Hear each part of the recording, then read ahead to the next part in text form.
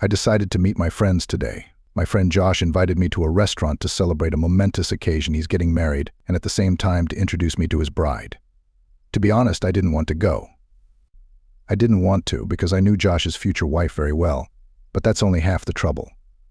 I also liked her a lot, but my friend beat me to it. And now it's already time for the wedding. Ethan.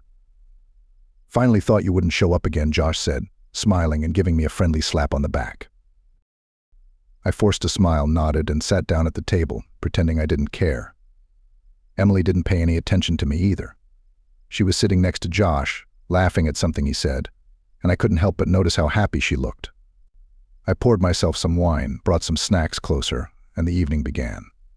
I wanted to get drunk at that moment because I couldn't bear watching Josh hugging Emily, and seeing her look at him with loving eyes made it worse.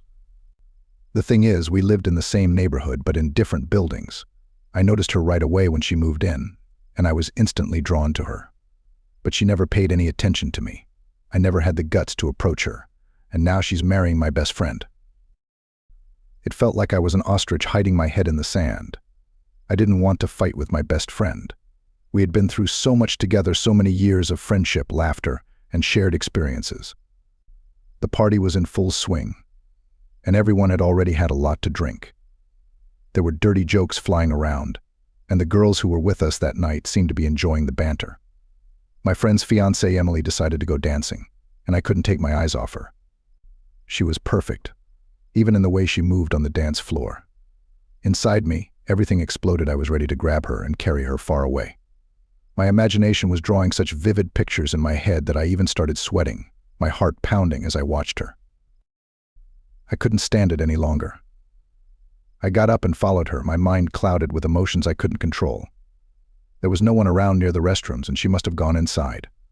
I leaned against the door and waited for her to come out, my pulse racing. Finally, the lock clicked, and she stepped out. At that moment, I realized I couldn't control myself. "Emily," I drunkenly mumbled, my voice shaky. She looked at me with confusion, and before I could think twice, I reached out and pulled her towards me. I started kissing her, holding her arms so she wouldn't push me away. I knew it was wrong, but I couldn't stop myself. For a moment I thought she would push me away and scream, but then I felt her relax. Her resistance melted away, and I could feel her responding to me. I was thrown into a fever, the heat of the moment consuming me entirely. Seeing that she was responding without resistance only fueled my desire, and I lost myself in the intensity of it all.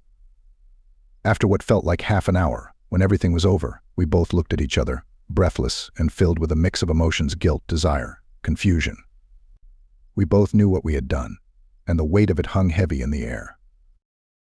Emily looked away, biting her lip, and I could see the conflict in her eyes. Part of me wanted to say something, to apologize, or maybe to confess my feelings, but I couldn't find the words. I knew one thing for sure: I really wanted to be with Emily, even if it meant losing a friend. The thought of losing Josh, who had always been like a brother to me, made my stomach turn. But the pull I felt towards Emily was undeniable.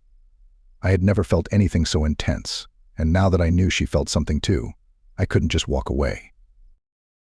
We returned to the table separately, trying to act like nothing had happened. Josh was still laughing with our friends, completely unaware of what had just transpired.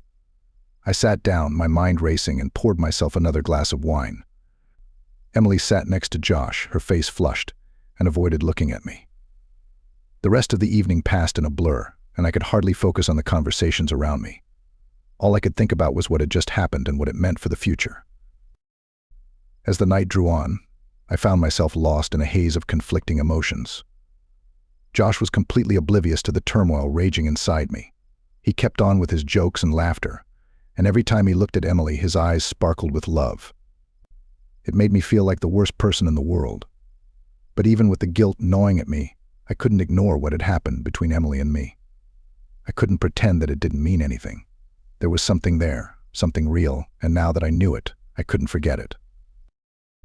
After the restaurant, some of us decided to continue the celebration at Josh's apartment. I wasn't sure if I wanted to go, but I also didn't want to be alone with my thoughts. The idea of sitting in my empty apartment, replaying everything that happened over and over again, terrified me. So I tagged along. The group made our way to Josh's place, and we continued drinking and talking. though I couldn't participate with much enthusiasm. My mind kept drifting back to Emily, who was sitting across the room, avoiding eye contact with me. At one point, Josh got up to get more drinks, and for a moment, Emily and I were left alone. The room was filled with chatter and laughter, but it felt like a bubble had formed around us. I caught her eye, and she looked at me with a mixture of longing and fear. I opened my mouth to say something, but before I could speak, Josh returned, breaking the moment. Emily quickly looked away, and I was left with my words hanging in the air, unspoken. As the night wore on, people started leaving, and soon it was just me, Josh, and Emily. Josh was clearly drunk, his words slurring as he kept talking about the wedding. He was so happy, so genuinely excited about his future with Emily, and it made my heart ache. I felt like I was betraying him just by being there. I wanted to leave, but I couldn't bring myself to stand up and walk out. Emily was sitting next to him, her face a mask of conflicted emotions, and I knew she was feeling the weight of it all too. Finally, it was time to leave. Josh stumbled to his feet, giving me a sloppy hug before turning to Emily. "I'll see you tomorrow, babe," he said, his voice thick with affection.